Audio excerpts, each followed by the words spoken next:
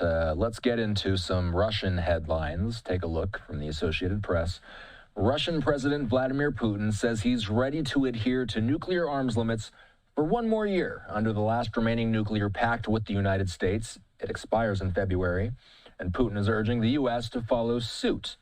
Arms control advocates have long voiced concern about the treaty's looming expiration and the lack of dialogue to secure a successor deal, warning about the possibility of a new nuclear arms race and increased risk of a nuclear conflict. National security analyst, retired Marine intelligence officer, and host of the Strat podcast, Hal Kempfer, still here with me. Hal, before we get into it, there's going to be people that don't know a lot about this nuclear pact. What's its purpose? Well, this is start two. It limits the U.S. and Russia to, I think, 1,550 warheads and then a certain number of missiles as well. That was what I was alluding to in the previous segment when we talked about China. You know, they're getting up to that point where they're going from a few hundred to close to 1,000, and they may end up over 1,000 here at some point in the future. So they're going to have to become part of this dialogue. That's been talked about, too, is expanding these treaties to incorporate China as one of the partners. You may recall that in the war in Ukraine, that Russia just basically dropped the intermediate range ballistic missile treaty that we had with them, and of course it's been to say a contentious relationship with Russia would be to put it lightly, since the war kicked off 3 years ago or 3.5 years ago. This one looked like it was probably just going to expire. One thing I will say though is Russia doesn't really have the means to do any big expansion of its nuclear weapons capability. In fact, I think its nuclear weapons capability is somewhat derelict and neglected for the most part. And so for them to continue the treaty at least puts out the impression that they have the number of missiles that are capable of actually firing if they were to actually do that. So there's no reason for them not to. And if it creates the impression there's a constructive dialogue with the U.S., I think that would fit what Putin wants. I think for us, we're going to have to take a look at it. We're going to have to take a look at anything, not the least of which is with this Golden Dome concept.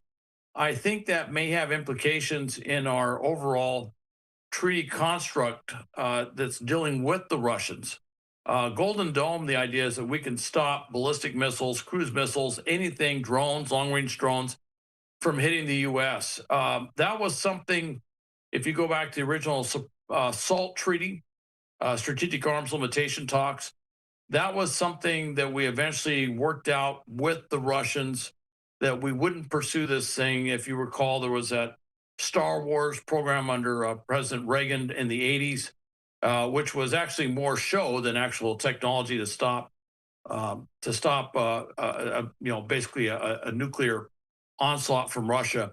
But it did what we wanted to do, which was to get them to the negotiating table and to negotiate away certain things. And so I think we may have an opportunity here to work with where Russia wants to go, but also take a look at where we want to go, and maybe expand this for another year. We're not going to put the Golden Dome in place tomorrow, but maybe look at what's to come afterwards. And with that, not just with Russia, but also look at other countries.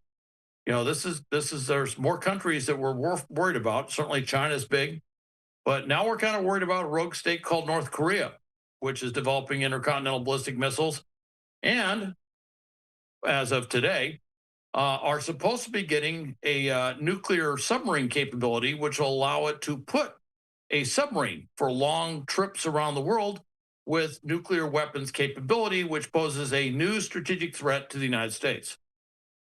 You mentioned a year. That raises a big question to me. Why extend it for only a year? Why not longer? What's the rationale? What could be the rationale? Well, the rationale is if we don't have anything lined up that certainly if we don't want to increase our number of nuclear weapons, right now what we've been doing is replacing our nuclear weapons, not increasing the total amount. So we have no reason to not want to extend it a year if that's the case. And Russia, as I mentioned, can't really do much. They're completely, all their military resources are completely tied up with Ukraine right now. So they don't have any ability to really do much in this arena anyway. So I think it might be something where the U.S. and Russia just say, why not extend it for another year, and then the U.S. is going to have to look at where do we want to go in this diplomatic process after that year, and we may want that year as time to shape where we want to go. And I will say that if you look at when this treaty ends and a year after this treaty, a lot could happen to Russia between now and then. So it might be a good idea just to stabilize this relationship we have on nuclear weapons with them while other things are being sorted out, and those other things primarily being Ukraine. Correct me if I'm wrong. If it gets extended for a year, then we'd be looking at it expiring in February of 2027? Yeah, I believe that's correct, yes.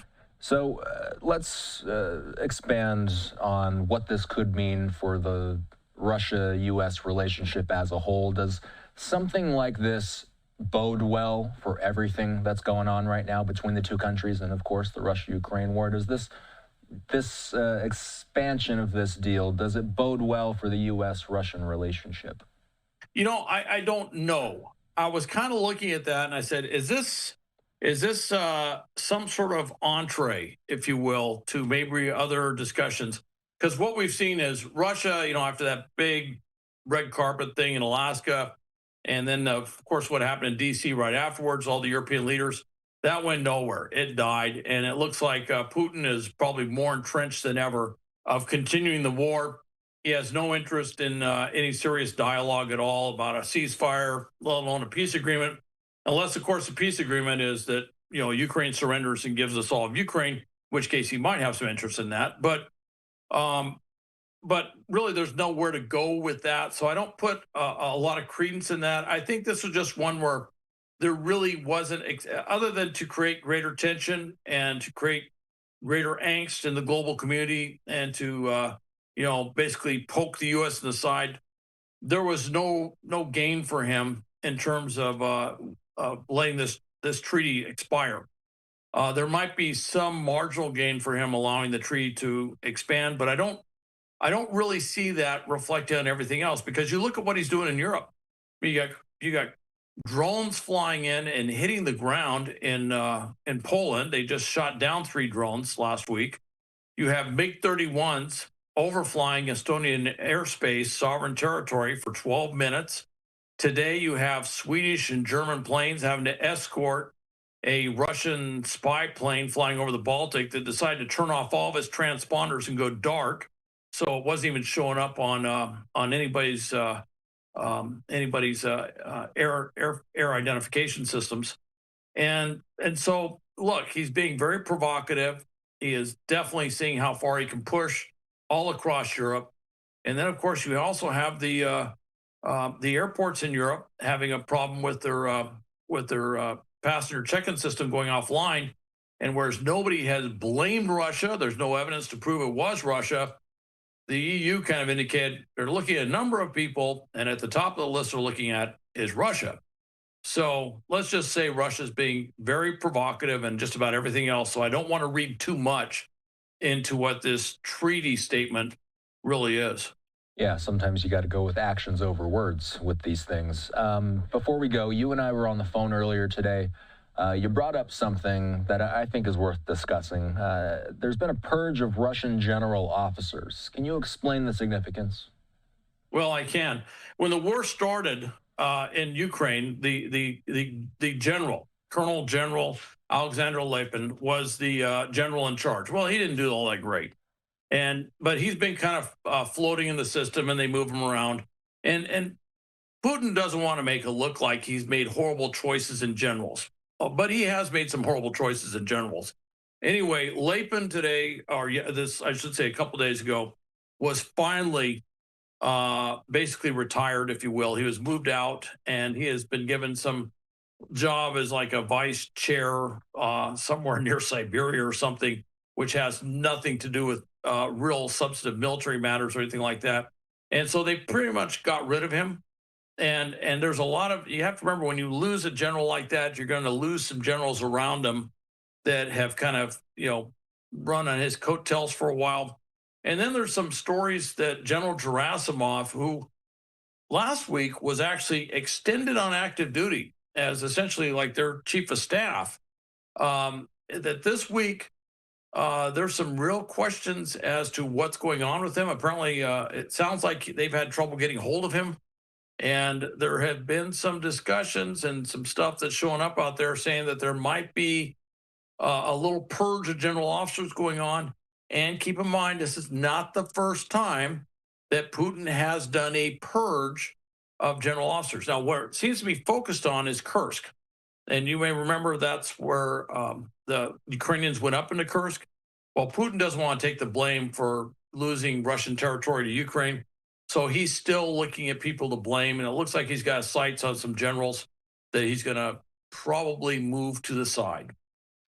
Hal Kempfer being generous with his time tonight. He's a retired Marine intelligence officer, national security analyst, and the host of the Strat podcast. You can listen to Strat anywhere podcasts are available. Good to see you, Hal. Thanks.